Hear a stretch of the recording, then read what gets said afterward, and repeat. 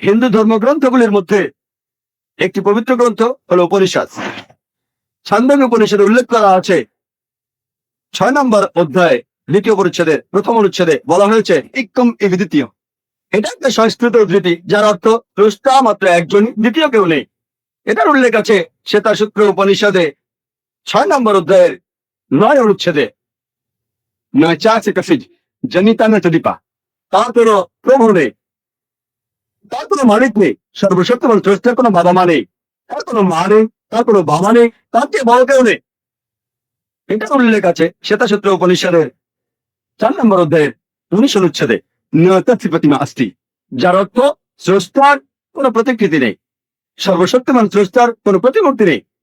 এছাড়া বলা হয়েছে শ্বেতাসূত্র উপনিষদে 4 নম্বর অধ্যায়ের 20 নম্বর অনুচ্ছেদে স্রষ্টা হলেন নিরাকার, কেউ তাকে চোখ দিয়ে দেখতে পায় না, কেউ চোখ দিয়ে তার আকৃতি দেখতে পায় না। আর হিন্দু ধর্মগ্রন্থগুলির মধ্যে সবচেয়ে জনপ্রিয় হলো ভগবদ গীতা। এটার উল্লেখ আছে ভগবদ গীতায় 7 নম্বর অধ্যায়ের 20 নম্বর অনুচ্ছেদে। সেই সব লোক যাদের বিচার বুদ্ধি কেড়ে নিয়েছে জাগতিক আকাঙ্ক্ষা, তারা অপদেবতার উপাসনা করে। ভগবদ গীতা 7 নম্বর অধ্যায় 20 অনুচ্ছেদে বলছে যে সব জড়বাদী লোকেরা তারা অপদেবতার উপাসনা করে আর মূর্তি পূজা করে। হিন্দু ধর্মগ্রন্থগুলির মধ্যে সবচেয়ে পবিত্র হল বেদ। যজুর্বেদে উল্লেখ আছে 32 নম্বর অধ্যায়ের 3 নম্বর অনুচ্ছেদে প্রতিমা আস্তি, স্রষ্টার কোনো প্রতিমূর্তি নেই, সর্বশক্তিমান ঈশ্বরের কোনো প্রতিমূর্তি নেই, তিনি কখনো জন্মাননি, তার উপাসনা করা উচিত। যজুর্বেদে উল্লেখ করা আছে 40 নম্বর অধ্যায়ের 8 নম্বর অনুচ্ছেদে সর্বশক্তিমান ঈশ্বর নিরাকার এবং পবিত্র। যজুর্বেদে আরো উল্লেখ আছে 40 নম্বর অধ্যায়ের 9 অনুচ্ছেদে আধ্যাত্ম প্রবিশন্তি ইয়া অসম্ভূতি উপাস্তে।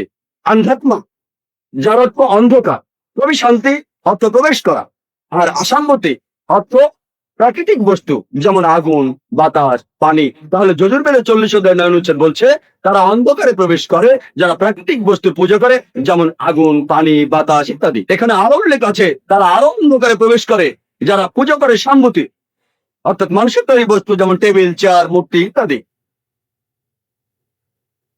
এছাড়াও উল্লেখ আছে অথর্ববেদে 20 নম্বর গ্রন্থ 58 নম্বর অনুচ্ছেদের 3য় পরিচ্ছেদে দেব মহা আসি, সৃষ্টিকর্তা হলেন সুমহান।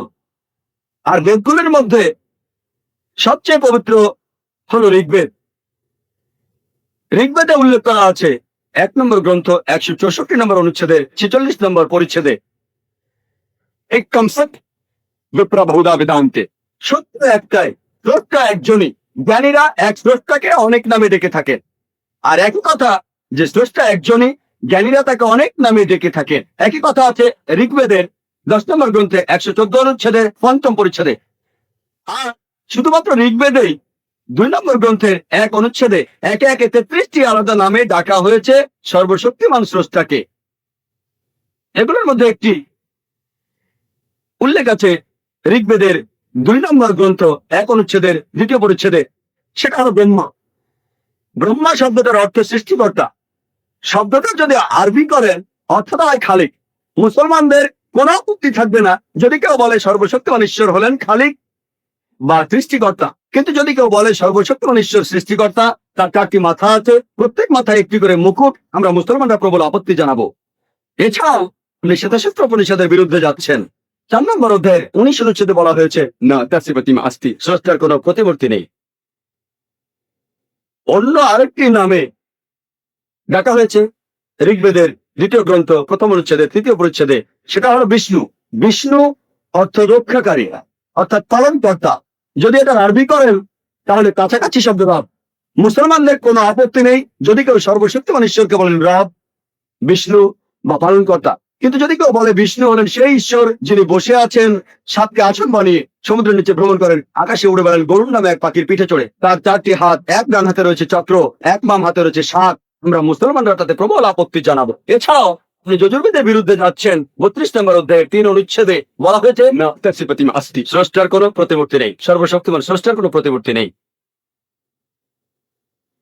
এছাড়াও উল্লেখ আছে ঋগ্বেদের 8 নম্বর গ্রন্থ 1ম অনুচ্ছেদের 1ম পরিচ্ছেদে মা চেতনাদি সংসার, শুধু তার বর্ণনা করো, শুধুমাত্র তাকেই উপাসনা করা উচিত। ঋগ্বেদে উল্লেখ আছে 6 নম্বর গ্রন্থ 45 নম্বর অনুচ্ছেদের 16 পরিচ্ছেদে ইয়া এক ইত মুষ্টিহি, শুধু তার বন্দনা করো, শুধুমাত্র তাকেই উপাসনা করা উচিত। আর ব্রহ্মসূত্র সেখানে কথা বলা হয়েছে, একম ব্রাহ্ম দ্বিউতে নাস্তে नेहना नास्ते किंचन, भगवान एक ही है, दूसरा नहीं है, नहीं है जरा भी नहीं है। ঈশ্বর মাত্র একজনই, দ্বিতীয় কেউ নেই, কখনো কেউ ছিলও না। তাহলে আপনারা হিন্দু ধর্মগ্রন্থগুলি পড়লে হিন্দু ধর্মের ঈশ্বরকে বুঝতে পারবেন।